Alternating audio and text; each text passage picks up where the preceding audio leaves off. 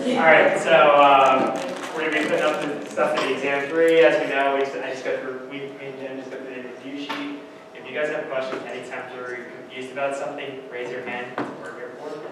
Alright, so I'm going to start way back in the beginning before all these signaling things came into play. And we'll start from here. Alright, so it may not have been apparent at first when we were talking about this.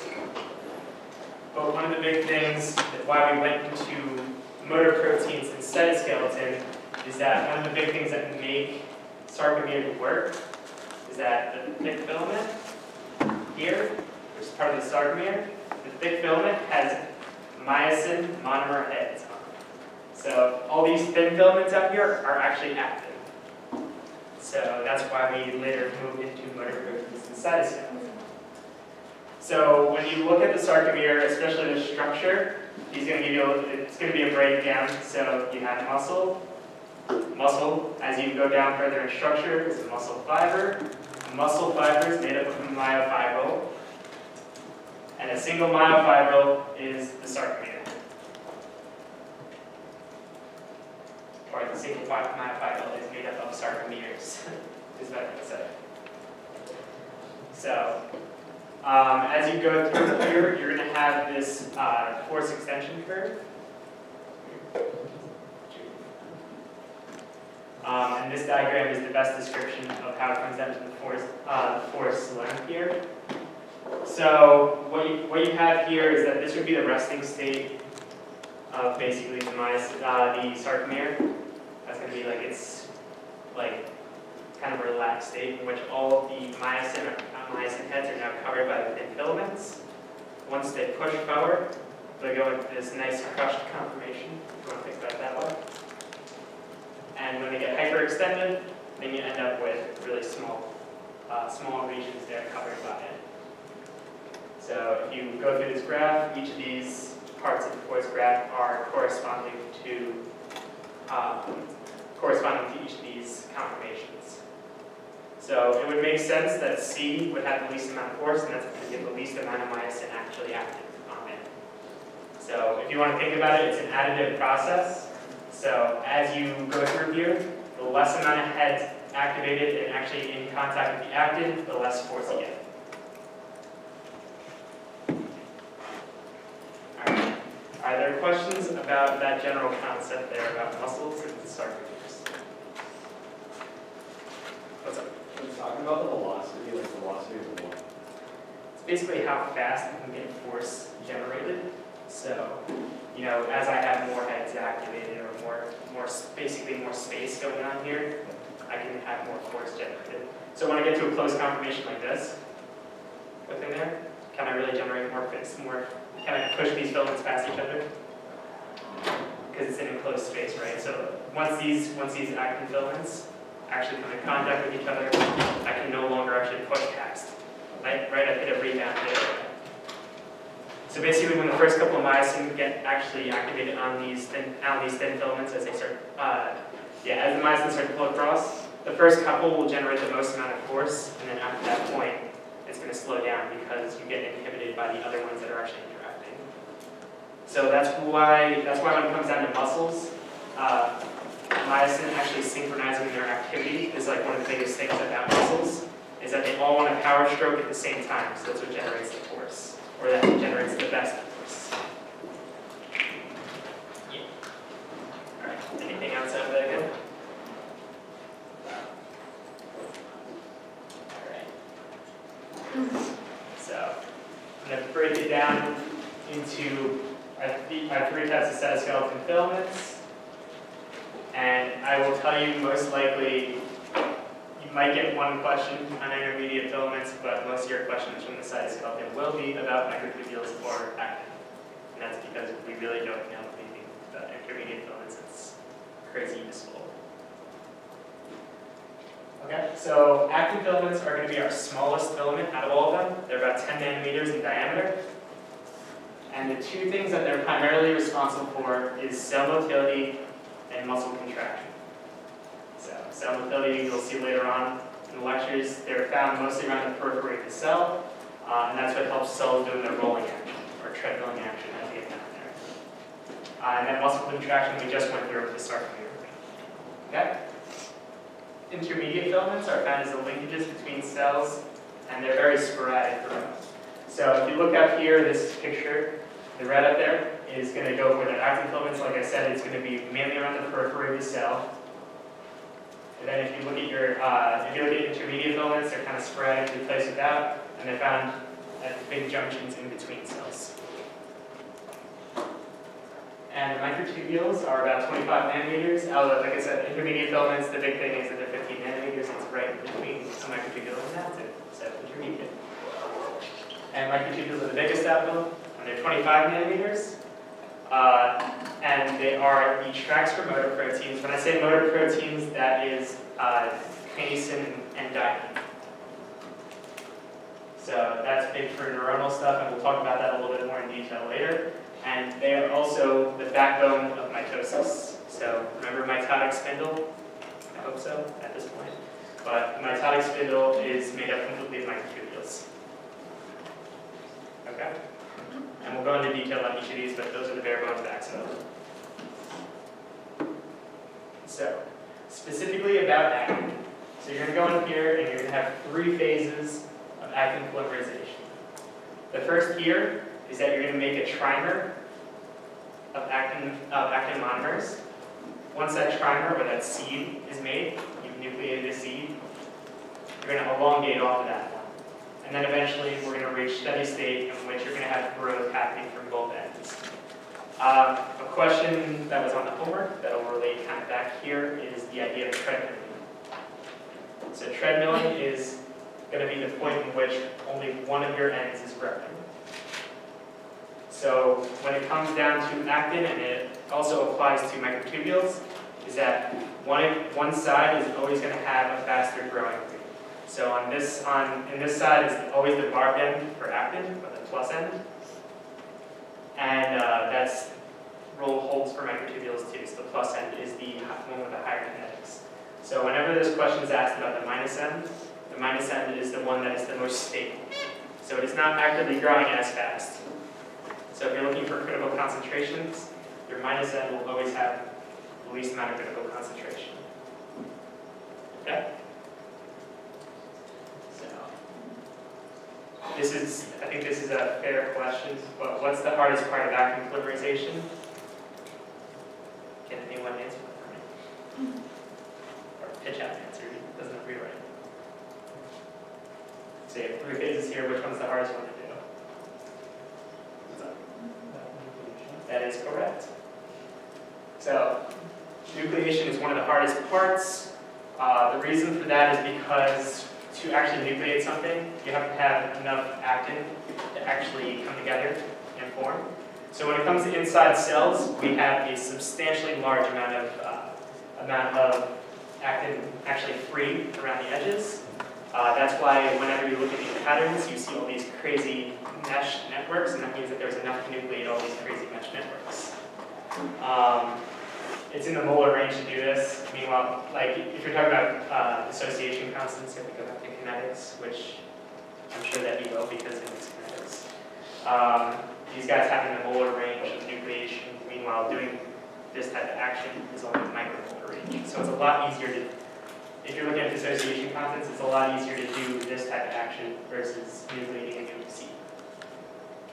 So if you're ever reading a plot like this, if he gives it to you, this just means that you didn't have to go through the hard part of the action of making the nucleus, or the nucleating element or the seed. Meanwhile, this one took forever to finally get it to steady state. So, is there questions about what I just said? Or the slide? What's up? Do the 2 plots have to do with like the positive and the negative end? No, this would just be about nucleating. So this would just be eventually reaching steady states. This would just talk about filament as a whole. So the whole idea here is that both of these guys eventually reach steady state, which is this portion here. But now you basically disregarded nucleation by providing these seeds. And this is just all steady state, all like elongation action. This one is like, oh, gotta nucleate. Now we can go finally go make our way up. So that's kind of how you read that plot and you understand what that means. Okay, so like we said, nucleation is the hard part of being in the cell. Like I said here, we have, this is kind of an example of the idea that your kinetics are going to be different on both of the ends. So if you look down here, you're going to have an on rate of 12 and an off rate of 8. One of the things that he talked about in the lectures, and he didn't give you on homework, is that actin, when it's in its free state as a monomer, is ATP bound. Once it binds into the actual filament, it hydrolyzes, and that's what's stabilizing. So when I'm saying hydrolyze, it means it uses its ATP, becomes ADP, releases a phosphate, and when it's in that ADP state, that's when it's at most steady.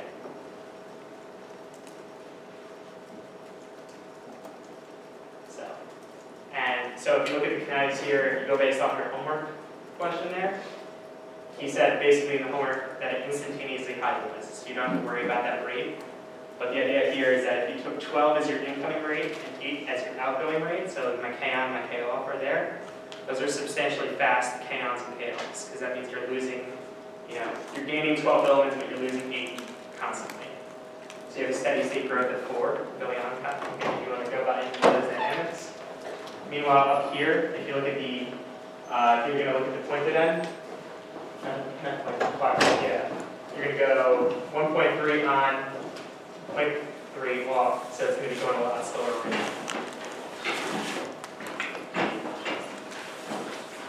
now. One of the things that you're going to have to know is what a critical concentration is. So like I said before, we have the idea of having a huge population of free actin monomers actually available. The critical concentration is the point at which you're no longer a bunch of free actin, you can now nucleate new filaments. So if you didn't have nuclei up to this point, underneath this curve here, then you wouldn't be able to grow new filaments. You just have a whole bunch of free monomers hanging around. So what they're saying here is that once you hit this point, you can actually start to make new filaments, and then after you make this crossover, you're going to get primarily filaments. You're going to be talking about the ratio of what's in the cell. It's going to be a lot more filaments than it is free actin hanging around. And the way that you define critical concentration is K off over K.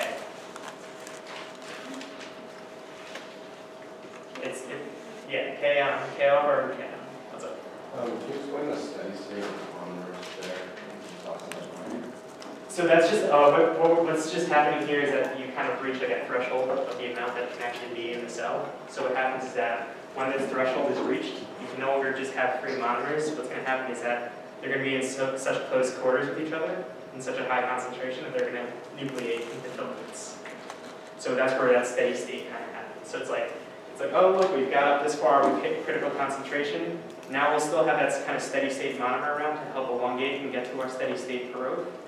But now they're also going to be forming into filaments. So they're going to be incorporated into a bigger filament. Does that make sense? Yeah. Any questions on that? Okay. So, actin polymerization and regulation. I'm going to go into R2-3 later, but this slide can get really confusing, and I understand that. There are a couple things that help with the actin polymerization, and it's got a high bunch of regulators. So, like I said, it really sucks to nucleate within the cell. So what they have is they have these things called nucleation factors. And what they do is that they help increase the growth rate. So if you're going back to that curve that we had before, basically nucleation factors would bring you to this curve versus waiting for everything to polymerize. And then having that high concentration increases your likelihood of having nucleated seeds. Another thing that they have within here is they have what's called capping. So what that does is that minimizes the kinetics at either end, the plus or the minus end. So basically, if you're getting towards the edge of the cell, there's going to be a lot more capping proteins happening, and that's because it doesn't want to have a million protrusions happening at the edge of the cell. So what's going to happen is that if a cell gets the growth hormone to move in a certain direction, it's going to get uncapped, and then the actin can start pushing out that direction because it's like, oh, look, I've got a signal to move a certain direction. And all the ones on the opposite side are going to be capped in place and be like, oh, we got to stay still. It's that. And then if we talk about capping and uncapping, we have severing proteins.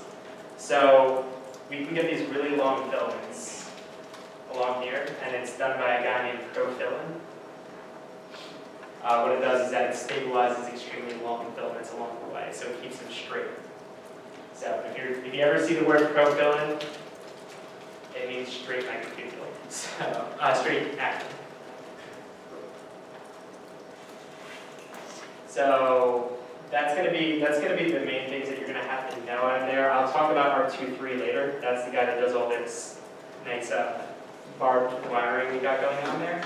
But the biggest things is to know that you're gonna have like these different regulators, like WASP and stuff like that. But profilin, what it does is that it keeps you going in a straight line. And R23, if you just want a quick thing, is that it takes this straight filament and it basically makes a nucleation seed on this side of that straight filament and is a bar off of it. So it's a nucleation factor that only binds to preformed filaments. So this is why if you look at the end of actin, if you look at the edge of a cell, this is what actin looks like there. It looks like basically a weed bush. And that's because everyone starts to branch off of each other. So you get this really stable kind of structure at the end of it.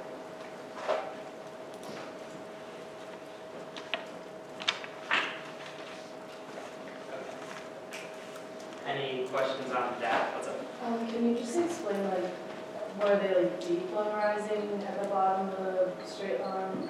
Yeah, so basically, if you have these caps happening at the plus end, what that cap does is that it stabilizes it. So then at that point, the kinetics actually are bad for the back end.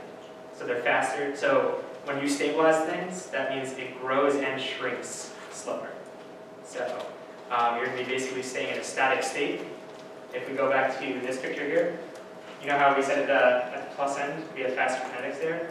Now this guy's going to basically be like in the micromolar range at this point, or nanomolar range, something in there, but it's not going to want to move anywhere. So this guy's going to be the only one that can polymerize, because what happens is that even though you have a super high concentration of actin available, if you have a cell that's constantly moving, you're going to need free actin to still come if that cell wants to move anywhere. So where it's going to come from is the uncapped head. Does that make sense? Okay. Yeah. So one of the other things that can happen in here is that you can get severing proteins. So this could be natural depolymerization, or what you can also have is that you can have proteins actually come in here and kind of cut these guys in half and make more free monomers for everyone to have. So that's what severing ones are. So that's what EDF and cofilin would be on this side. So cofilin cuts, depolymerizes the minus ends of the actin to make more free monomer for the capped ends up here.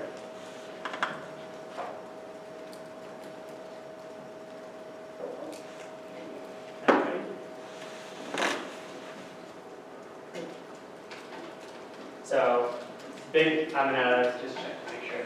Okay, so things to definitively note about actin. ATP is what's used to hydrolyze and stabilize it. It has 3 phases of growth: nucleation, elongation, steady state.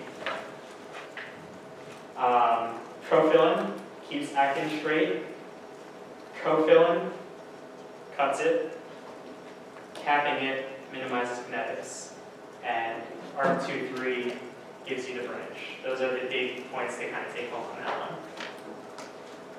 And they are found at the cell periphery and in muscles. That is their main function. I know I just said a whole bunch of things, but I just wanted to make sure I went over that all together as one big thing. Okay? So we went over the first half of the muscle, which is that thin filament. Might as well go over the second half, which is myosin. So the 3 things that make up myosin, you're going to have a head domain, you're going to have a neck domain, which is this little bulbous part there, that little rings that you have, And then you're going to have a tail domain. So these huge kind of elongations there. So myosin can come as either a monomer or a dimer. So when I say monomer, I'm talking this guy. So monomers are the ones that are found in the muscle, on the thick filament. If we're talking any type of motility along the track in which there is active walking along a track, then it has to be a dimer, because you can imagine it is not easy for something with one leg to move in a regular fashion and not jump back and forth. Okay? So,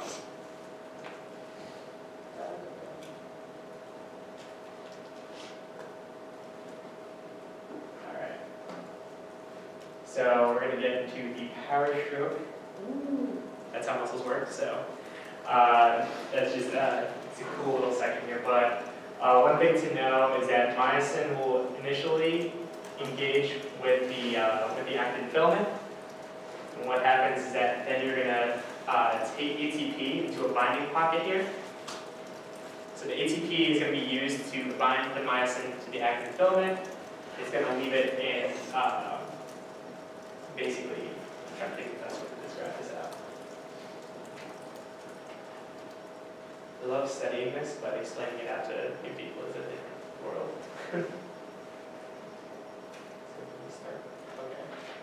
We always start from this state. But we're back here.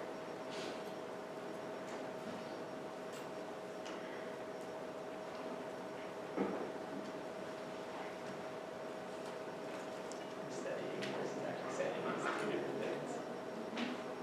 Start the cycle, minus the head, left the back, rigor mortis, get it, molecule, visa.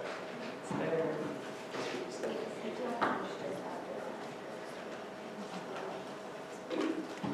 I know, I'm just making myself go crazy. Okay, now I understand the format thing for that. Okay, so basically you're gonna have this non-specific binding state. It's called Riker. It basically means dead. When we say something's in a Riker state, it just means it has no nucleotide down. It's going to touch down there. What's going to happen is that it's going to bind to the ATP. It's going to go into a Cox state. So what that means is that it's going to utilize that ATP. It's going to push itself back. When we say utilize that ATP, it means we're going to hydrolyze it into ADP and phosphate being located there. So what's going to happen is as it utilizes that ATP, it'll move back one actin monomer. That'll be its Cox state. And then once it goes to release that phosphate from being attached then, so it's keep getting it out of its nucleotide binding pocket, it'll push forward. And then that'll bring it back to that first state where it's like, oh, hey, we're attached, but I have no nucleotide to do anything. So if you want to think about it, the back of the myosin has a little pocket that has an ATP, it's called an ATP binding pocket, so it's a really easy pocket to understand. And it has on top of it, it has an actin binding pocket. So it binds the actin, then it gets the ATP, that locks it in place. It hydrolyzes that ATP, that allows it to release a little bit, cock back, and then once the phosphate starts to go through, sling it forward. And that's why Dr. Hancock in all his lectures does all these different hand movements, and I kind of picked up on all of them. So. Does everyone understand the general concept there? This is just going to be, so this is going to be a thick filament in the sarcomere down below, and that's going to be a thick filament up above. ATP to bind, hydrolyze, puts you in a cock position, and then you push forward and get you back into that ATP state. What's up? So this picture is moving a little bit left to right or right to left? You're going to be, so you're going to be pushing it. Yeah. Because what you're doing is that you're in this locked position, you're in a tight state. You want to go back to a relaxed state, right? So, and then you boom, push. Yeah. It's the same thing as a power stroke. So one of the things that he focused on when he talked about it here is the myosin lever arm hypothesis. And he also put it in a review sheet, so I might as well go over it. The idea here is that if we go back to these slides, what you see is that you get different times in which the neck linker is actually part of myosin, and that would modulate how many actin filaments you can move. So you saw here, you only moved one actin filament or so in that range. Basically, he's saying the longer your arms, the longer you can stretch for a power stroke, which makes sense apparently, I hope. So what he showed here is that when my neck linker length is 7.5 nanometers, which means it's a couple of amino acids long, you get a 5.5 nanometer step. But meanwhile, if I'm a tiny monomer here and I have no neck linker, I can only move 1.5 nanometers. So it just shows this neck linker length matters. Yeah, as you keep going up, if I go up to 12.6 neck linker length, my step size goes all the way up to 7.5 nanometers, which is a couple of active monomers. It's a big distance on active filament. Because if you guys remember, each dimer there is only 4 nanometers, right, for the active filaments. If you go back to the homework questions, based on the pitch. So if we're doing this, this means it can pass 4 active monomers every time it moves. But if we go down here, this is going on something on the range of proof. So there are a whole bunch of different ways you can study these. And I know we showed videos, and I like to show videos too, but I'm just going to go over the basics here. And if you guys are interested, you can talk to me later. But the idea here is a bead assay. So what they do is that they took a bead and they covered it in myosin. In this case, it should be a dimer. It could be a monomer, but it should be a dimer typically. The way it works is that I put an actin filament and I put it straight on the surface. I cover this bead in myosin, and then they should all be moving towards one direction. So when it comes to motors, they're all either plus end or minus end directed. So that's something to know. And for myosin, they're all plus end directed, at least the ones that you're studying. So if I have a landing down, it recognizes the pitch or the monomer position of each of them, and it knows which direction to move. So just a heads up on that. The other way that you can test them is called a gliding assay. So instead of attaching them to a glass bead, I'm watching the bead move down my tubule, or down an actin filament. In this case, what you're doing is that you're attaching all the myosin down onto a glass surface, and you're dropping actin on top of it. If they're active, you should see basically a game of snake going on. The one thing to know is, if he asks you a question involving the gliding assay, is that the filament that will be moving along the gliding assay will always be moving the opposite direction of which way that motor moves. So if a motor is plus end oriented, it will push the filament in the minus end direction. And that's because it's pushing that way as it moves towards the plus end. So basically, if you want to think about it, it's a whole bunch of guys walking this way statically and just pushing that minus end out. So if that's a question there, we can read the answer. Any questions on just the past 2 things I said? The myosin lever arm, gliding, anything like that? Okay? So, the ones that you're talking about, yes. The only motor, and I don't know, he didn't really go into detail on it, the only motor that is minus end out of anything that you're studying is dynein. I know we've said it a couple times, but that's the only one that's going to have any minus end directed. Okay? So, optical tweezers. This is a concept that I'm sure people were staring at and going, I don't get, but I hope to explain it a little bit.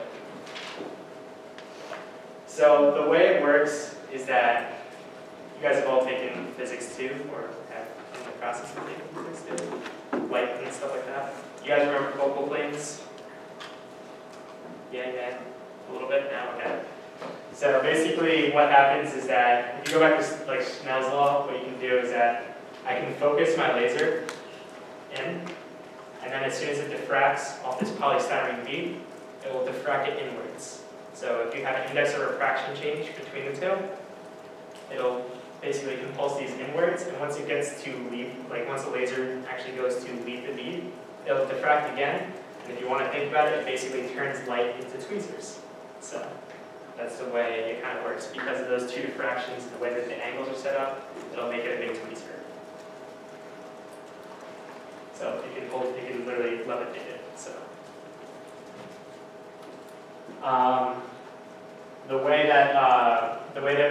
one of the ways that he explained that we studied this is that, remember that bead assay we talked about before, where you put the myosin all around the edges? What you did here is that you put a myosin coated bead right here, and you took an actin filament with two lasers, two optical tweezers. If you want to think about it, it's just a person pinching two beads with a ball of yarn in the middle, and you lay it over one bead, and you pull it back and forth, basically over the bead. So as soon as it attaches, you'll see some force kind of happen. So the way you want to think about this is that this is a big spring on both sides. So anytime any catch happens, when you pull the filament across it, there'll be a little like jigger back and forth. Because it'll be like, oh, you pulled me a little bit. And there'll be two springs on each side. So that's what each of these events are. So what happens is that it caught and made the spring move a little bit, if you're talking about light as a spring. And that's each time that it caught, and it's like recording how long it was able to hold for. So if you want to think about it, it's oscillating back and forth. What's up? Wait, what's moving back and forth? Sorry, you'd be taking this filament between the two beads, and you basically rotate it over this myosin bead until it catches. Because what you're trying to do is that you're trying to find a spot which is actually myosin hanging up there, waiting for the filament to get caught.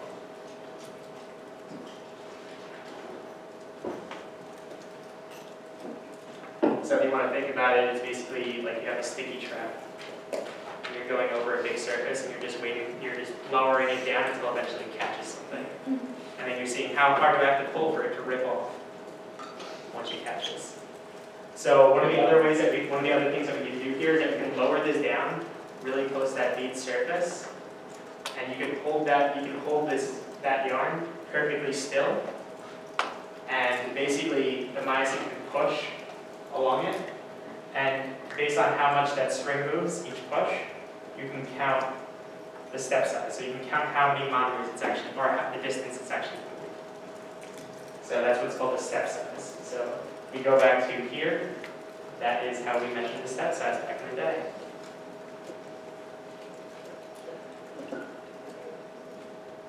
So are there questions about that?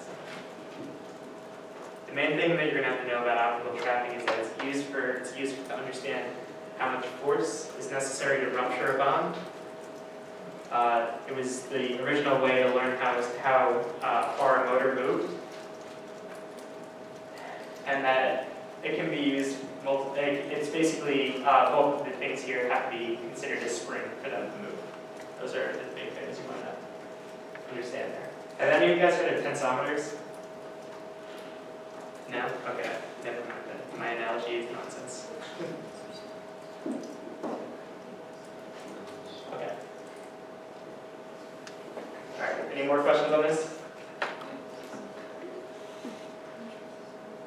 Alright, so then, like I said, the intermediate filament stuff, I don't really have a lot to go on. So we're just going to move straight into the microtubule structure and assembly. So when we're talking about microtubule structures, one of the big things to know is that it has 13 protofilaments around. Okay? So when I'm talking protofilament, I'm talking this line of tubulin. Okay? So tubulin is made up of tubulin dimers. So it's not the monomers that we're talking about when we talk about actin. So every unit that's added on here, it has an alpha and a beta tubulin that are clicked together. when you look at the minus end is all alpha tubulin, and the plus end is all beta tubulin. And that's because they're adding on always together in the dimer. The size of it, 25 nanometers in diameter. Each dimer set is 8 nanometers. So there is some similarities between actin and microtubule polymerization. You do have nucleation events, but it's a little bit more complex in that you have to nucleate a protofilament. So you have to grow a protofilament straight up first. And then you start to add more tubulins to the side. And eventually you'll get what's called a sheet. So it goes from a protofilament to a sheet. And what happens is that sheet eventually encloses and turns into a tube, which is why it's so much bigger than the other filaments. And the other thing that makes it different than the actin is that instead of ATP to hydrolyze, it uses GTP. So if he says, do microtubules use ATP to hydrolyze, the answer is no. So the actin have all these different mechanisms for growing and shrinking. So do the microtubules. The actins are a lot more regulated, so that's why you have all those regulators up top. Tubulin, what happens is that inside the cell, the critical concentration of the tubulin concentration is just around the critical concentration. So what that does is that puts microtubules inside the cell in a constant state of grow, shrink, grow, shrink, grow, shrink. So whenever catastrophe is mentioned, that means that it's a shrinking microtubule. And we call it rescue because that means it was dying, and then eventually it found enough tubulin to straighten itself back up. And if anyone's confused about that, I can show a video, but I feel like the concepts generally make sense. What's up? What's the reason for the nomenclature of the GDP cap and or GTP cap and GDP microtubule? All right, so we're gonna bring it back to when we talked about actin. So remember how I said that there's that hydrolyzing step?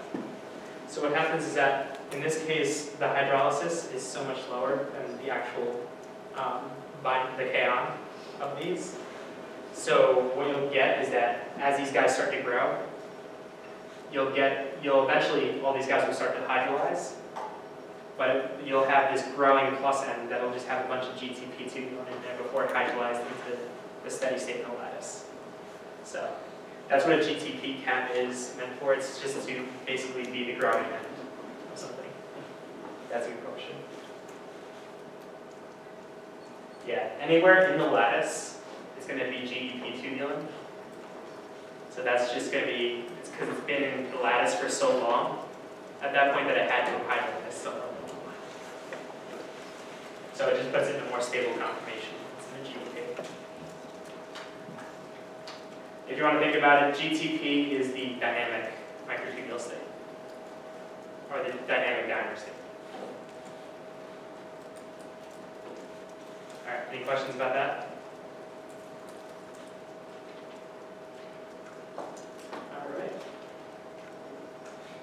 So, cilia, structure, and function. Cilia are stupidly cool, but also very complicated. But I will try and simplify it down as easy as I can. So one of the things that cilia are known for are these crazy wave-like patterns that you see there of sperm. What happened, and then the other one that they're known for is they're all in our respiration and our gut passageways. They're the things that basically stick out the end of cells and push everything along. So a cilia is not a different type of cell, it's just a part of a cell. So what it's made of is that we just talked about microtubules, right? We just said, oh, look, they're forming these crazy filaments and wrapping around.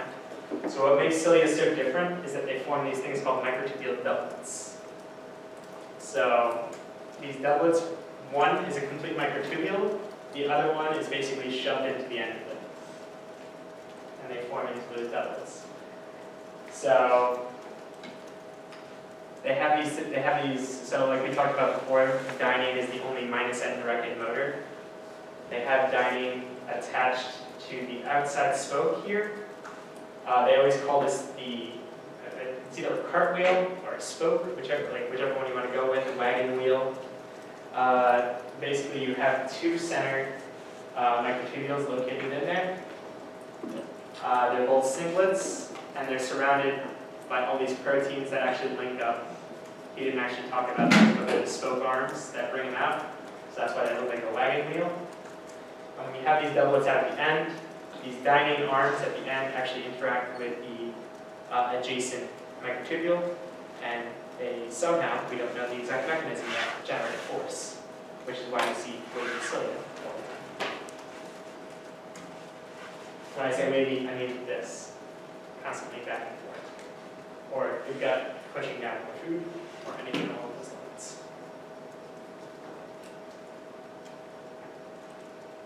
Any questions? So, like, what's the difference between cilia and flagella? Like, he said they were just like different locations, but like, I thought sperm were flagella.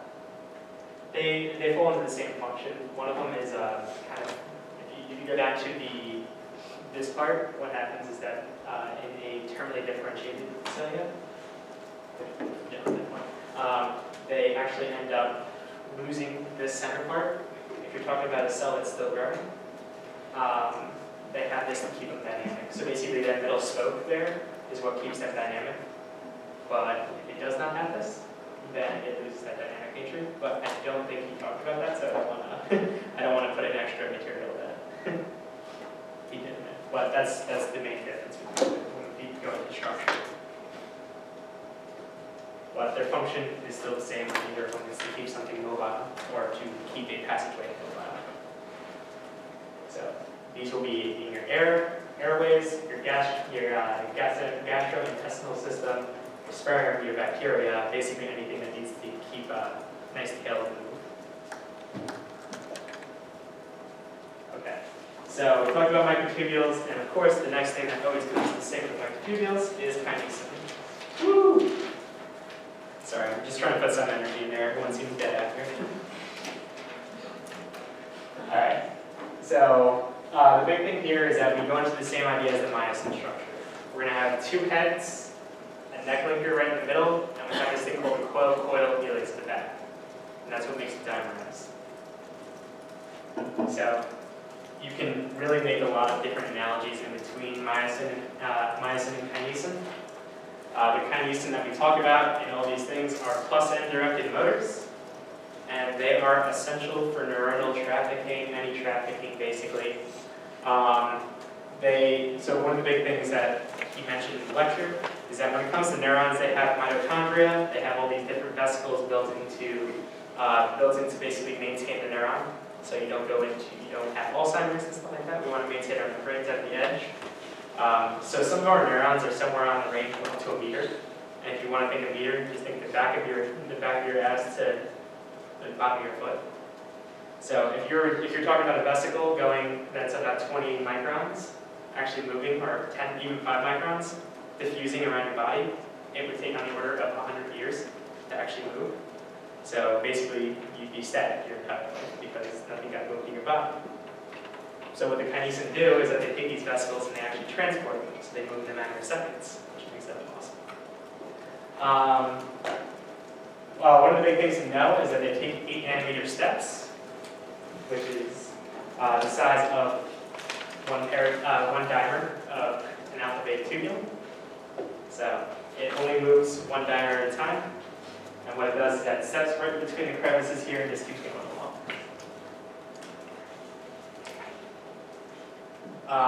The mechanism in which they actually move, it's called hand over hand, even though we call these things heads. What they do is that they step, step, step, and they just keep going. And they hydrolyze ATP to actually do this power stroke motion, or this hand over hand motion. This is again optical trap data, and what they're trying to tell you here is, if you look at each of these little ridges, they measure out to 8 nanometers, and we can actually keep measuring these steps as they go up. we can study proteins in quite big detail. The difference in this optical trap data versus the one that you saw from before is that instead of attaching the beads to the filament, in this case, or having a bunch of myosin stuck to a bead and pulling it past, what we do here is that we take a kinesin and we actually attach a bead to the back end of it, to the back of its tail here. And it's quite easy because, like I said, the main goal of kinesin is to carry vesicles around. So we basically just make this guy into a big vesicle. And then we put him onto the back of the tail, and then we use an optical trap and hold onto it and see, okay, how far can you pull me? So that's how you measure out everything. All right, any questions on that?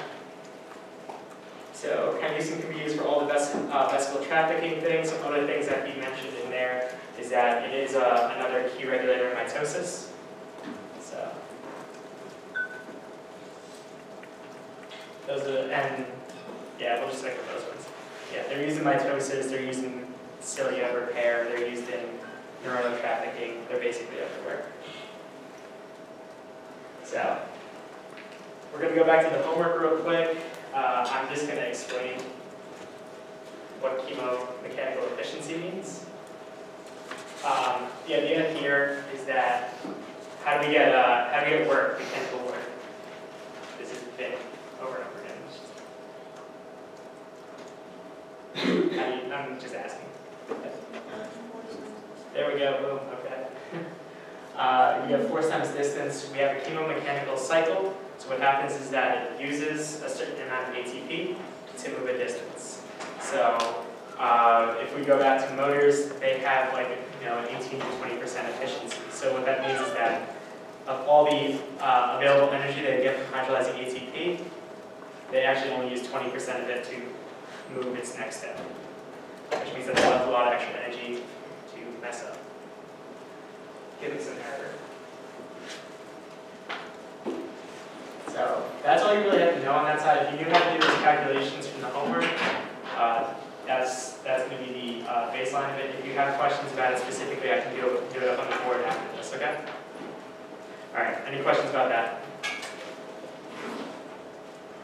Also, if we're talking about efficiency, it's always going to be work over the maximum amount of energy available, and the maximum amount of energy available is always going to be what you can get from hydrolyzing something, because if not, it can make no energy.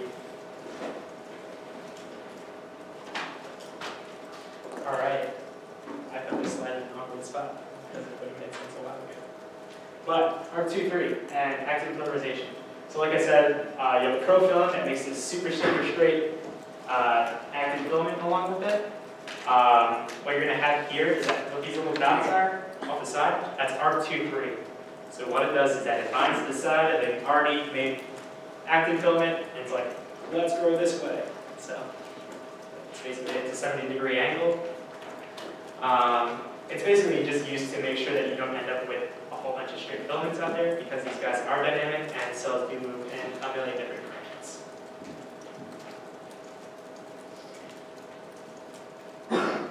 Yeah, it's basically what's up. Is it always a 70-degree angle? Yes. Yes, that's its MO. So. Okay. So did the sign change to stabilize the cell? So what? Did the sign changes that the ARP-2-3 makes, do they stabilize the cell? What they do is that they're basically, if you want to think about it, it's like the mechanical structure of your house. You're just trying to like make sure the edge of your house is not going to fall down. So they're just making sure that you have as much mechanical support at the edge of the cell. Because what happens is that if actin depolymerizes, the membrane of a cell itself has an inherent tension in it that wants to collapse. That's probably the easiest way to think about it. So if you look at a cell, you can have all these crazy shapes. But what a cell really wants to do is that it wants to become a sphere, because a sphere is a nice shape and it's the most energetically favorable that you can play with.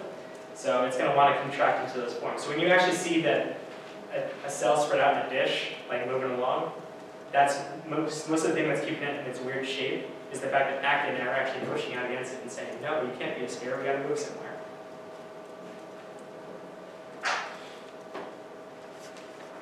All right, any questions on that? Okay. Listeria monocytes. Monocytogenes. Really cool bacteria.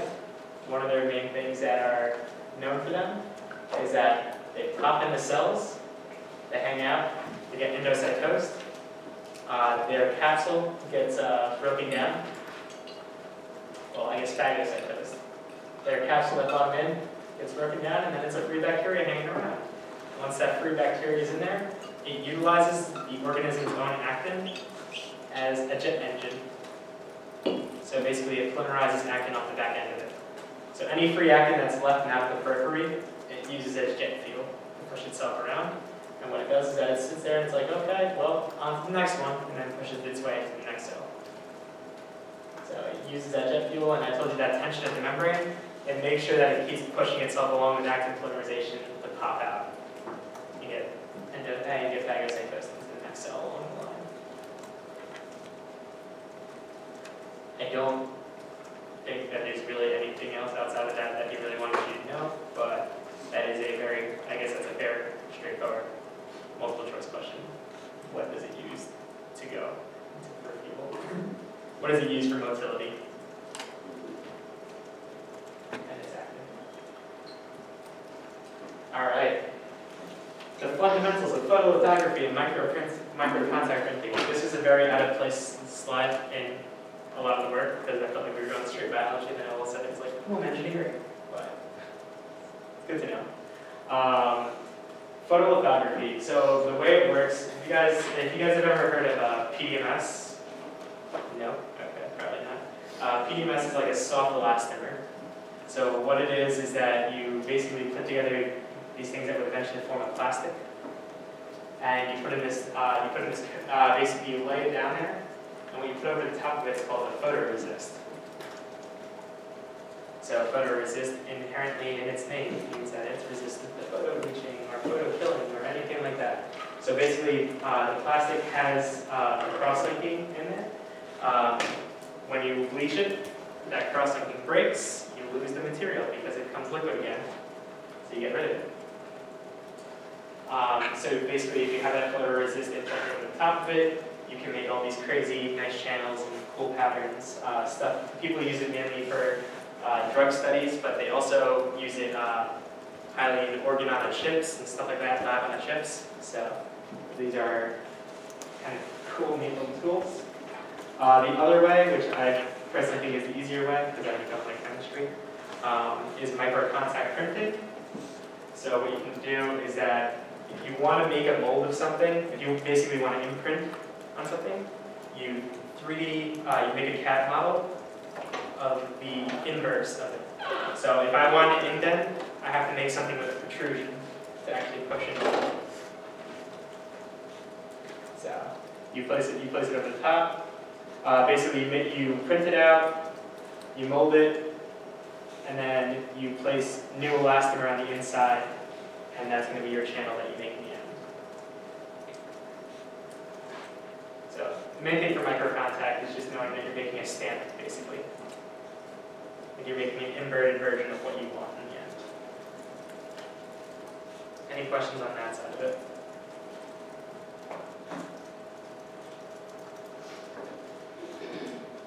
Alright. We're almost there, guys. Okay. Alright, action potentials. So, I'm sure this is your guys' favorite part of the last homework, so I see some actually things to know. Big thing to know here is that rusting membrane potential can vary from cell to cell. It's somewhere between -60 and -70 millivolts. We'll go back to the Nernst equation to go look at that. As we go through the steps here, what you get is that you get a depolarization, which goes from negative to positive, jumps up. And then once you get a repolarization back down, and the last stage here is called a hyperpolarization.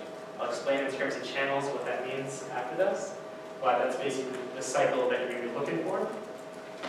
The way that this works is that your cell is either going to do one or two, if you're going for neurons, because it's the easiest one to understand action potentials for, what's going to happen is that your cell is going to constantly have these opening and closing channels, and they're never going to be completely in sync, but on the serendipitous occasion where things actually do sync up and a lot of materials let in, it'll propagate an action potential. So once you let in too much material, let in too much concentration of something else, the next channel near it will set off, and you'll get a firing action potential down the entire neuron, and it'll set it off. Or what will happen is that you'll get a signal in from another neuron, a whole bunch of concentration will be pushed outside of it, and that will spike an action potential too. So basically, once the outside concentration gets super high, it'll spike off something in the inside concentration because the membrane potential will change. When we're talking about that, there's a mistake, but it's okay. Yeah.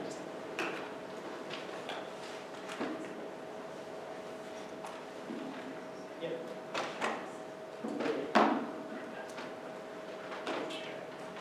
So there are going to be two channels that we're primarily worried about. It's the sodium and potassium channels, and that's what's action potential to propagate based on. So there are 4 things that you're going to be looking out for. It's going to be when my sodium channel opens, when my sodium channel closes, when my potassium channel opens, when my potassium channel closes. So when you go in here, this first initial crazy big rise is going to be from the sodium channel open.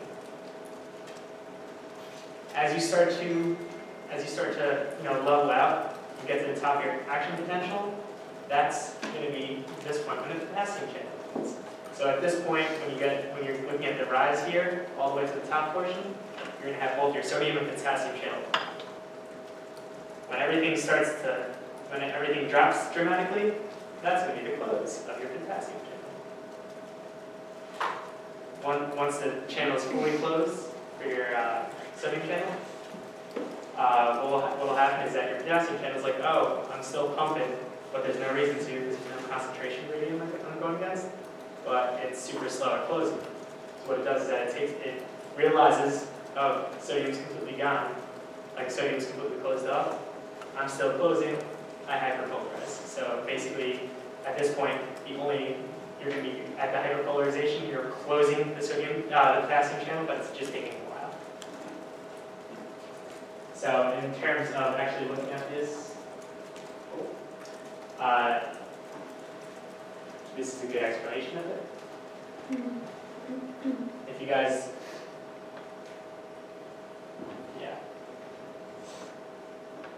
never mind, I thought this was a different slide. Status of the NA channel. Okay, so this just tells you what the sodium channel by itself does. What's up? Is the sodium channel closed when it reaches like a certain potential, or is it just? No, so I think what you're really looking for is that it just kind of pops open, and it's only going to stay open for a little while because the membrane potential has to be a certain, certain voltage. But what happens is that this point where you reach a max here is basically going to be when this guy reaches his peak, and the potassium channel gets halfway open because it's like, oh, we're still opening, we're going to catch up with you. So that's why you don't get like a straight drop here. It doesn't like automatically drop, and that's because this guy still has to open all the way. What's up? Where did I take it? When did it get canceled? It's 2. Okay, so this is probably the board is my best friend on this one because it's easier.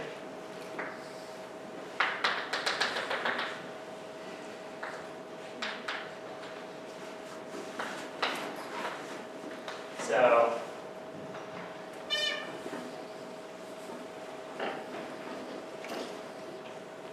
okay. You guys can all wake up now. Yeah.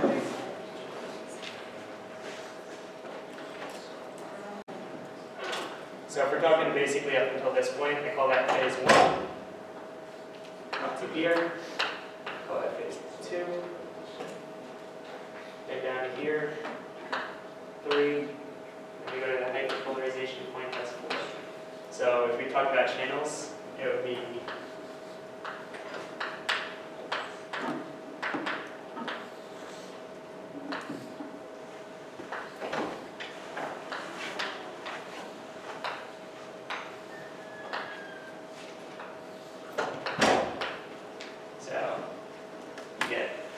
open, closed, open, open,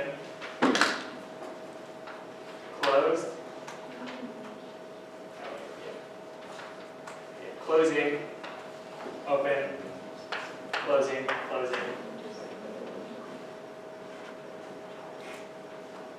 So with every one of these X's, there's a lag portion associated with it, and the lag on this one is what causes hyperpolarization. That's probably the best chart I can give for actual potentials.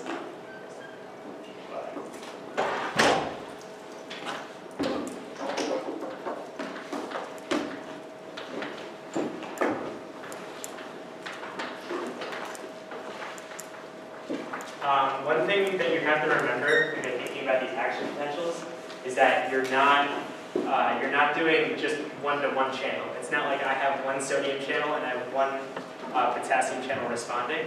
It's a net effect of the cell. When the channel's open, are they letting stuff into the cell out, or like, does one do? One does one and one does the other. Which of which? It's sodium in, potassium. Yeah. Sodium in, potassium out. And if you wonder why you're wondering why a membrane has potential, it's because of our molar invariance. So everything here, if you go back to physics or anything like that, you're going to have ion channels. You're going to have ions, electrons, anything like that. What's a voltage? It's a transport of electrons. It's a measure of transport of electrons. So when you have a concentration difference inside and outside the cell, in terms of the electrons there, you're going to give yourself a voltage right in the membrane. So one of the equations you definitely have to know is that the voltage of the membrane is 60 millivolts times the concentration outside of the concentration inside. So, and like it says here, it can be for either sodium or potassium. The ratio should kind of be the same on either side. So if he gives you a question like this, that's fair game to ask what the invariance potential is here. So what he's saying is that this is your membrane, and he'll tell you which one's inside and outside. I don't think the picture does. So, or I cut that picture. I cut that part of the picture out. But what I'll say is that one of these are inside the cell, one of these are outside the cell, and then you can calculate your voltage. Your membrane there. The voltage, the membrane that he's talking about would be that little segment in between A and B. So, one of the things to know about all these channels and the reason that they respond to voltage changes, especially with invariance potential, is that they aren't all voltage gated. So, hence why some of them open to start, and then eventually when there's enough of a change in concentration, there's enough of a change in voltage, which causes them to open in big aggregates. So what kind of happens here is that, if we talk about back to, if you turn that light on real quick, sorry.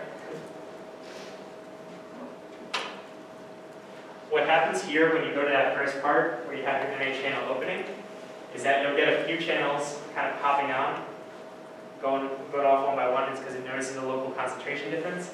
And then all of a sudden it's like, oh, we hit negative 55, everyone open up, because we got too much of a membrane potential change. So it kind of opens the floodgates for everything to start propagating. So that's where the threshold potential is for. So it's the first couple of ones going on.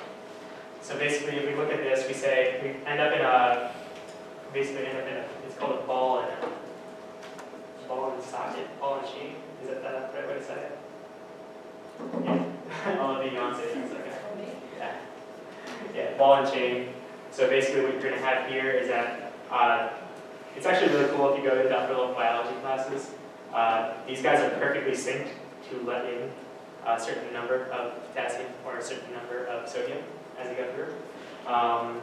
Right here it's in its closed state, which doesn't look like a closed state. Yeah, the inside of the cone is closed in here.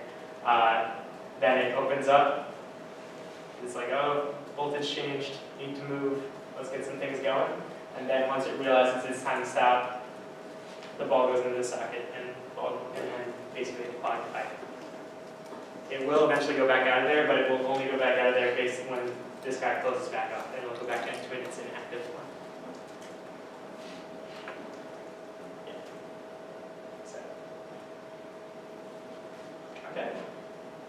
Are there questions about what I just said? Do different channels require different voltage to open them, or is it like the same? For each of the channels, or each? So all the channels are going to, if you're in the same cell, it should be relatively the same. It varies from cell to cell how that's going to go, but there is one that specifically responds to that like lower threshold level in this case, which would be something like sodium. Okay, so sodium would have a Lower threshold to kind of pop that channel, right? Because that's what propagates the signal, right? Because once you hit that threshold, it's like, oh, hey, let's do something.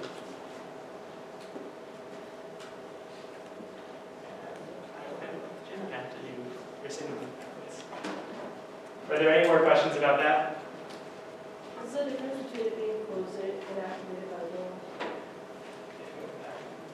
If you go closed, basically your pipeline's shut down, but the bottom section here is open, inactivated. The pipeline's still open, so it has to go back to a certain membrane potential to actually close this part of it. So this is kind of like a secondary pathway to stop anything from going in there. Yeah. Yeah, you want to do that as a quick step. Alright, I guess we'll move on to other signaling pathways. So first we'll go over just the receptor types. So we talked about the ion channels, which has to do with membrane potential. What we're going to be focusing on here are the G protein linked receptor and the enzyme linked receptors. So just to kind of categorize, the olfactory and the visual signaling, they have G protein linked receptors with this 7-kiloless transmembrane protein. And the enzyme linked receptors, they dimerize receptors together in order to activate each other. In this case, they're usually activating each other by phosphorylating onto each other's tyrosine residues. Okay, so signal transduction, just the basic, is that you have this extracellular signal and it attaches to it binds to the receptor. And so within receptor bind. And then intracellularly, it kind of relays information and it amplifies it in order to elicit a big response. So as an example, you can increase proliferation with fibrillary gene expression just because of one signal here. So G proteins are the basis for the visual and olfactory, and what you really need to know is gap and depth. And it could get a little confusing because there's all these G-termed things going on here. But so basically you have your G protein, and it can have a GTP bound or a GDP bound state. And in the GTP bound state, it's on. In the GDP bound state, it's off, so inactivated. So what a gap does to turn off is to what the P in this gap means is phosphatase, and what is phosphatase mean? What kind of enzyme is that? So kinase adds on phosphatase, they take them off. So it will take off this, since the T is 3, it tries to pull it off, and here you see it leaving, and it now has a GTP bound on the G protein, and it's now inactivated, so that's what gap does. So in order to turn the G proteins on, you need to go from GDP to TP. And so that's what you use GEP for. And GEP is it's an exchange factor, what EF means exchange factor. So it literally just takes the GDP out and it puts the GTP. So it's just an easy way to kind of remember which one does what. And what helps me is that I just think like get off, like GEF, get off, and then so it gets the DP off and it puts the GTP on, and now it's an activated G protein. So it's just a little thing to remember. So, all right. Any questions? questions on gap and gap?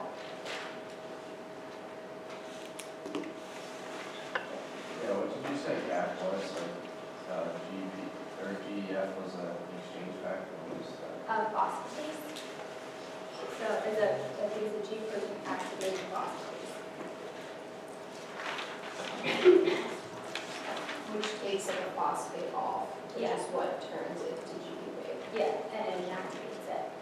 So this one still has the same molecule bound, and it just takes off the phosphate. But in this case, to activate it, you are replacing the molecule. So that's why it's an exchange factor. Any questions? Okay. So, G protein and 7 helix receptors. This is just the basic. Sorry, I just have a quick question on the previous slide.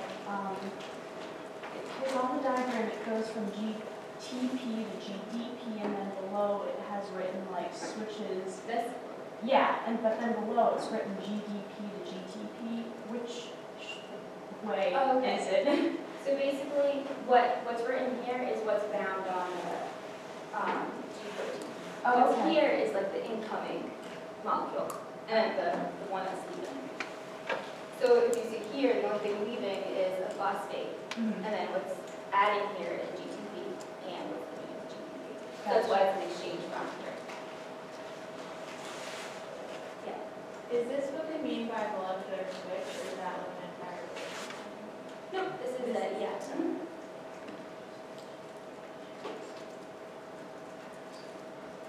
Alright. Okay, so just the basic mechanism of G proteins. You have the 7 helix receptors, so you have, an alpha helix, there's 7 of them, and they kind of make a circle, or cylinder, as a transmembrane protein. And you have a signal on the extracellular part of the cell that binds. And when the signal molecule binds, it makes the receptor protein have an affinity for this complex of the G protein.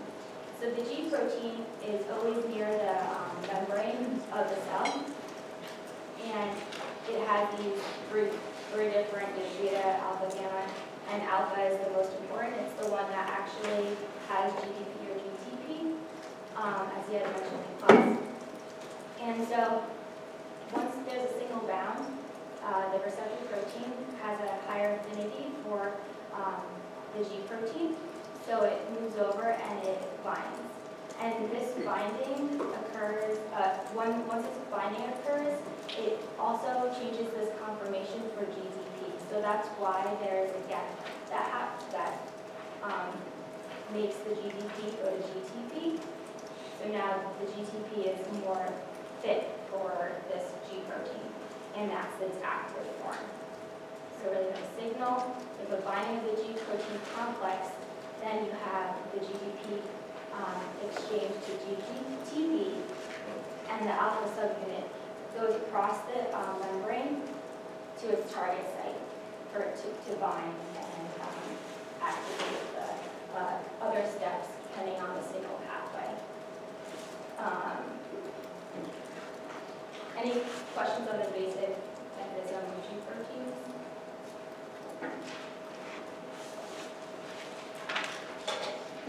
So olfaction signaling is when you have your signal as an odorant, so anything you're smelling, and so you have neurons in your mucosal epithelial layer in your nose, and these odorants, they bind to its receptor, and not all receptors in your airway. It's just selected ones that are expressing the specific receptor to the odorant. So this odorant binds to the 7 alpha helix membrane protein, and then this binding causes like a roll here now, because it's easier to see what I just showed you guys before, the slide before. But once the odorant binds, it activates this G protein, and it moves across the membrane intracellularly and it activates this adenyl cyclase. What adenyl cyclase does is it makes ATP into cyclic AMP, so it basically removes two phosphates and it cyclizes the one phosphate that's left, so mono. So then the C, I have to go over here now. This is the adenyl cyclase, and it turns ATP to CAMP, and this is the second messenger. So you have the messenger outside, and it can't pass through. That's why you have the receptor. So you have the second messenger that is now CAMP. It gets amplified through adenyl cyclase, and it binds onto these sodium channels to further depolarize the membrane for its to you then smelling blood odor just down. So that is the basic mechanism for the olfaction signaling pathway. But as you can see here, it's a little more complicated. So what happens is that you can have inhibition steps. So once cyclic AMP binds to the sodium channel that causes the sodium to go influx into the cell, calcium also influx in, and that's also a second messenger. Now, this influx of calcium binds to calmodulin, and this calmodulin then binds to phosphodiesterase. And this can then turn the cyclic AMP that was turned on, this depolarization for you to smell, and it turns the cyclic AMP into just non-cyclic AMP. So then you don't have as much near the sodium channel for you to smell anymore. Another thing that occurs, so another negative, well, I guess I'll just go through this.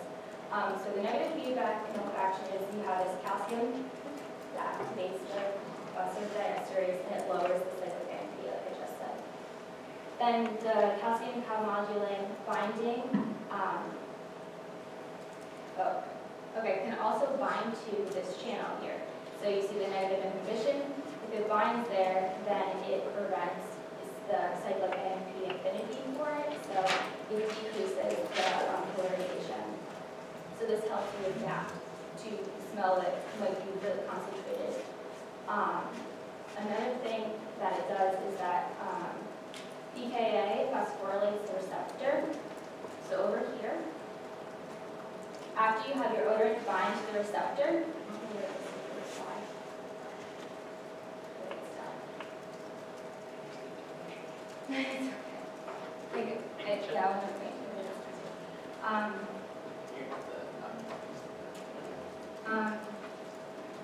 where was I?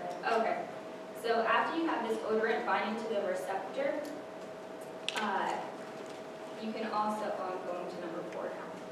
It also then, having your G protein, it activates this ORK. ORK is an odorant receptor kinase. So what does kinase do?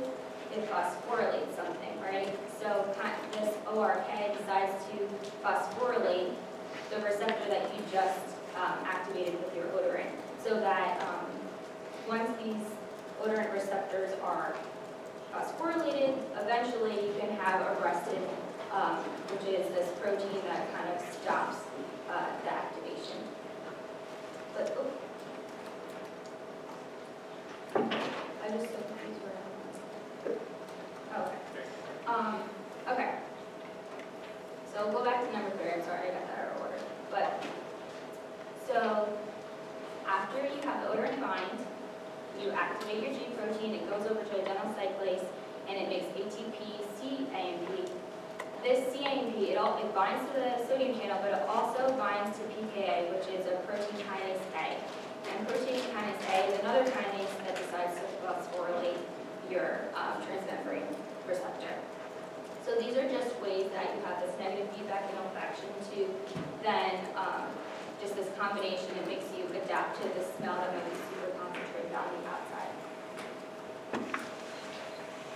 And if you're looking at questions in there, you can look at what actually the inhibition works for. So like she just talked about, the in the first part of the loop, just in the normal pathway, we're talking about cyclic AMP activating the channels. That would be a very easy, straightforward question, like what activates the channels that depolarize the membrane?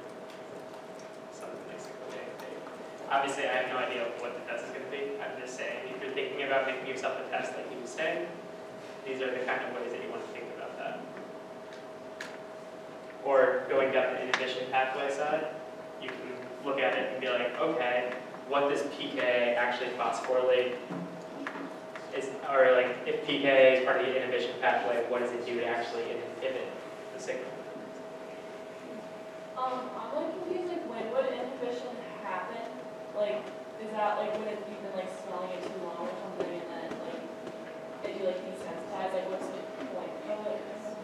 It's kind of just like this inherent adaptation. So like this just is always occurring. These negative feedbacks. Because if it was firing at full blast all the time, You would be like overwhelmed. yeah, because basically your cell would be constantly depolarized. So if you think about every new cell, every new smell you pass by, you would notice it because your nerves in there are still constantly firing. So you get that initial input, it's like, whoa, what did I just smell? And eventually you get used to it. So if you think about it like a gym bag, it's a bad way to, bad explanation, but it's a good. And also, Did you say sunflowers? Yeah. Flowers. Oh, sunflowers. I was like sunflowers. It was really crazy stuff. and also like important thing to note is that odorants, they can dissociate really fast off the receptor. So they're not always constantly bound. Yeah. Number 3 and 4, after the receptor is phosphorylated, like what are the steps that happen after to cause the inhibition? Like does the G protein still get activated? No, it won't be activated anymore, and then it will have this protein arrested that will just kind of bind to it to prevent any more activation. Okay. Okay. Is everybody good with olfaction?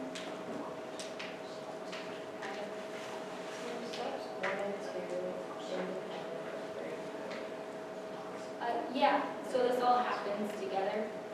So step 1 and 2, it involves the influx of calcium. You need that other second messenger, calcium, in order to bind to hemoglobin. But, so the CAMP going to bind to PKA, that is just dependent on the mineral cyclase, making the CAMP, but it all kind of occurs, within.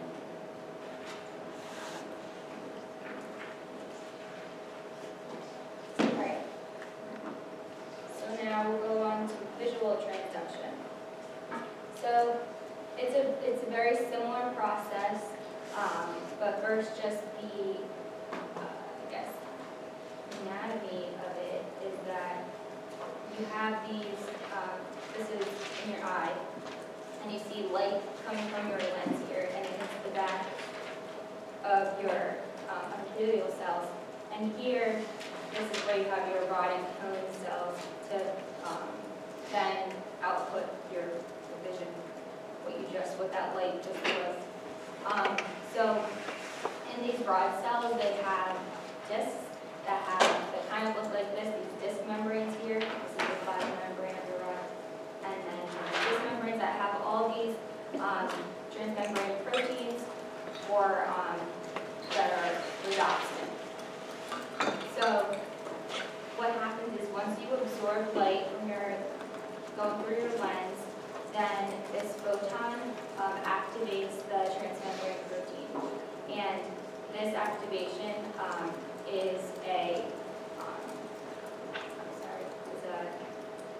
allows the G protein to bind, and in a visual transduction, or a visual pathway, the G protein is transducin. Just more words to remember. And transducin is then, once it's bound to the receptor, it gets, helps it be activated and pushes it off, and binds it to PDE, which is phosphodiesterase, and it is now activated once it is bound there. And what phosphodiesterase does is, it does the opposite of adenocyclase. Adenocyclase made the nucleotide circular, a cycle, and what phosphodiesterase does, it takes the cyclic GMP into just GMP. So that then prevents having a high concentration of cyclic GMP near these cyclic GMP receptors for sodium, and that prevents, it closes the ion channel, and that then hyperpolarizes the cell because we can't have more positives to go in. So this reduces, but downstream reduces neurotransmitter release. And this neurotransmitter release reduction allows you to see, like, when you have these channels open and you have neurotransmitter released, that is when you kind of adapt, you see darkness more. So, this is kind of a good picture for this. What I just said is that in the darkness, you have all of this you don't have your G protein activated, you just have these ion channels open because you have cyclic GMP, and you then have downstream neurotransmitter being released. But once you have this activation from the photon, it hyperpolarizes the cell, and it prevents the secretion of the neurotransmitter. But then you have this recovery period, and that's why you kind of you adapt to the light. If you like, all of a sudden you see bright, shine of light, you start to kind of adapt, and it's not so bright anymore. Is there a difference in the time frame between like adapting from dark to light or light to dark? So that's faster? That is a good question. Maybe just pitch it up to Dr. Amy, see what he says. Is rhodopsin like just the name of the 7-helix receptor and visual attention? Yeah, it has opsins. It makes it a rhodopsin. But it's just the receptor that. Yep.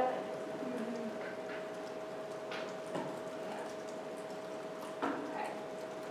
So to inhibit rhodopsin, up here you can see you can have more rhodopsin kinase that phosphorylates it, like how you had seen before in the olfaction one. Once it gets phosphorylated, this transmembrane protein, you have this arrestin protein that binds to it, and it prevents any activation. Also, you can accelerate the GTP hydrolysis of transducin with the GAP, and the calcium stimulated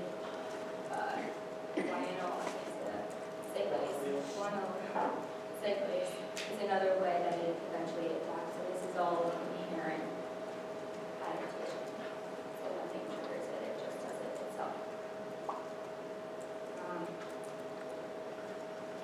Okay. So now we'll move on to MAP kinase pathway. So the pathways that are triggered by different growth factors.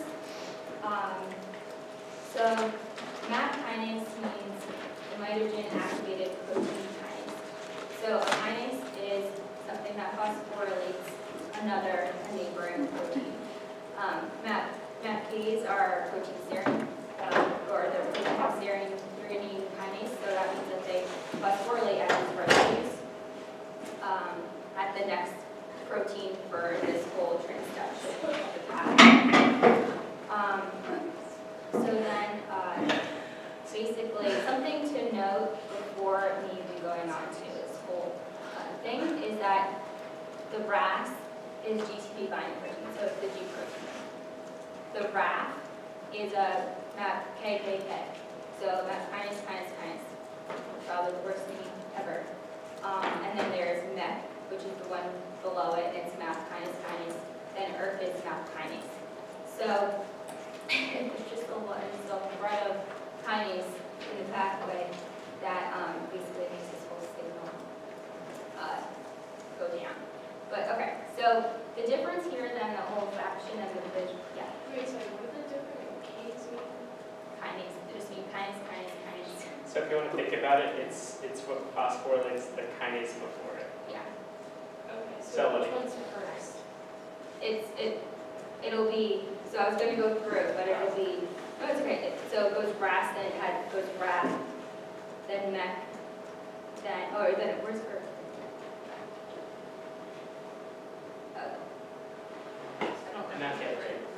Yeah. Okay, yeah, this one calls it MAPK, so that's why it's good to know that, because there's different MAP kinase pathways, so they're not all RAP, MEK, and ERK, but this is just a common one that is MAPK or pathway.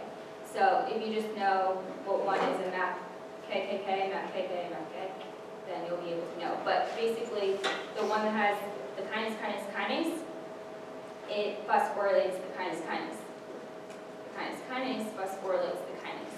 So it goes from top to bottom. I guess if you can just put the pyramid of the names, yeah. Because they found this one first, so then they realized that they need to slowly. But So if you ask your question and said, what does like MAP KKK phosphorylate, it would be MAP KK. correct. Yeah. So the basic of this, the difference than the olfaction and visual is that you have these two transmembrane proteins that need to dimerize in order to activate the downstream process. So a ligand like a growth factor binds to the top, it dimerizes these two tyrosine kinase domains. The tyrosine kinase domains they phosphorylate each other at tyrosine. And this then has everybody, all these other factors kind of bind. But I don't know if you really need to know, but herb sauce is, yeah. So you add, well, I don't like this picture, but basically this then has this, the transmembrane RAS is the G protein.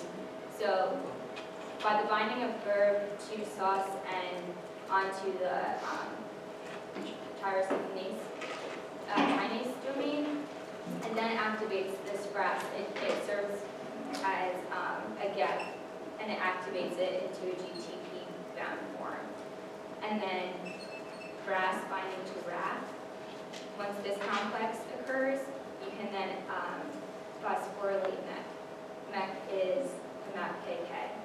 And then once you have that phosphorylated, then you can phosphorylate MAPK or ERK. And then that goes into the nucleus and it does different things depending on what, but usually it does like gene expression, regulation. Yeah, so if you look back at that picture that was there, like the reason that this is such a good picture is that everything that's in gray there is inactivated. So your tyrosine kinase domains are gray, they're not there yet. Once they get dimerized and put together, they duke it out and they basically activate each other.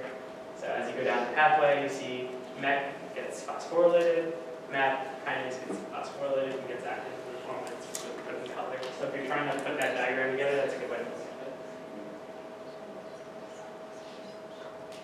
What's up? So what's like, Oh, sorry. so what's like the final product that comes out of this, and like what's its purpose?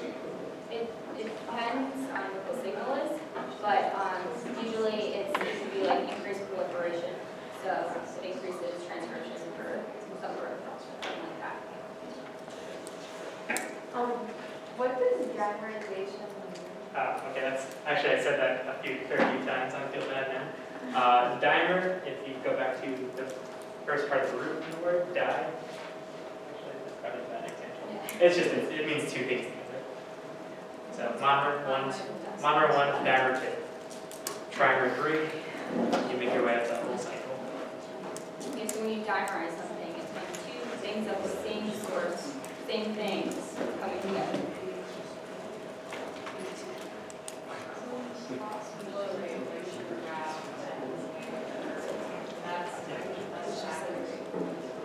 Yeah, phosphorylation is activating to do its job to phosphorylate something else.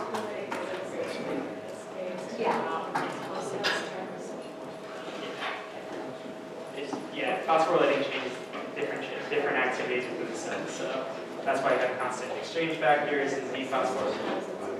Yeah. So like if you look back at all the motor proteins and stuff like that, they phosphorylated to get energy. Other than the lighting, what other ways would we like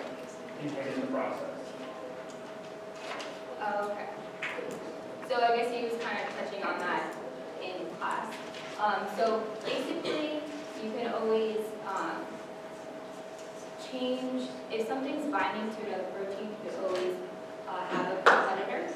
You can have something like an antibody that binds to it. In the case of like MEC and ERK, you can prevent it from switching. I'm not entirely sure how.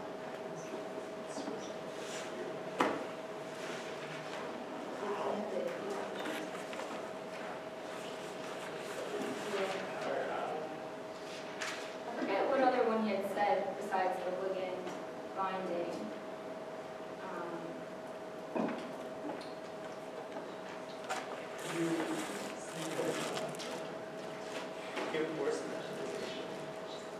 Close the channel. What's on the channel? Well, not channel, receptor. What do you say? Oh, like a binding receptor.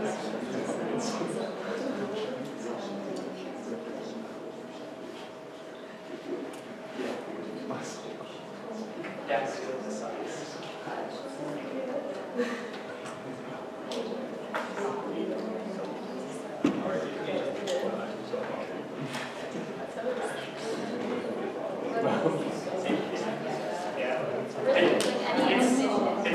Basically, if you want to think about it, if you look at the topmost parts of the cycle, if you're making a ligand binding, if you're making a competitive inhibitor or something like that, the way you can maximize screwing up that signal is by messing up the pathway farthest down the way. So if I go about my ligand, I'm literally not getting the signal, right? I go down the pathway and I bind something to the threonine or the serine that does that phosphorylation inside the cell. Now I can bind a bunch of receptors. I can bind a bunch of ligands, but only half my receptors are going to go off. As you go further and further down the pathway, it gets harder and harder to control. Also, just because it's intracellular and things like antibodies just don't directly go into the cell, you need some type of delivery system. So downstream processes are harder. That's why it's easier to just have a target extracellularly, or a molecule that can pass through the membrane. Any other questions? So this slide is just the generic signal transduction for MAPK, and it's probably a little bit easier to understand, but without having not the ERK pathway. So you have this, after you have the extracellular signal, and it dimerizes your transmembrane protein, and they phosphorylate each other, the tyrosine. Then you have the adaptor protein and a RAS activating protein to activate RAS, which is the G protein. And once that is activated, so this RAS activating protein is a gap. And once that's activated, then it goes downward to then phosphorylate, well, it binds to RAF or MAPK, and then that phosphorylates KK, phosphorylates MAPK, and then that goes into the nucleus and it changes activity depending on what the actual signal in the extracellular space was.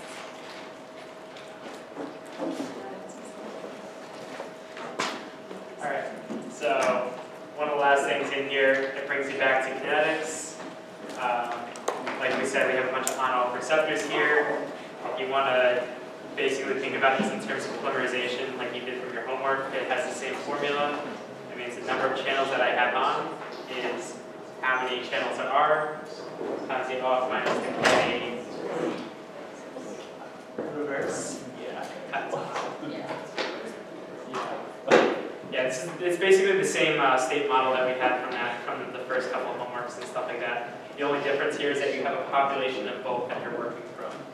So instead of just working from a total concentration where it's an irreversible interaction or reversible reaction happening, now you have two populations on.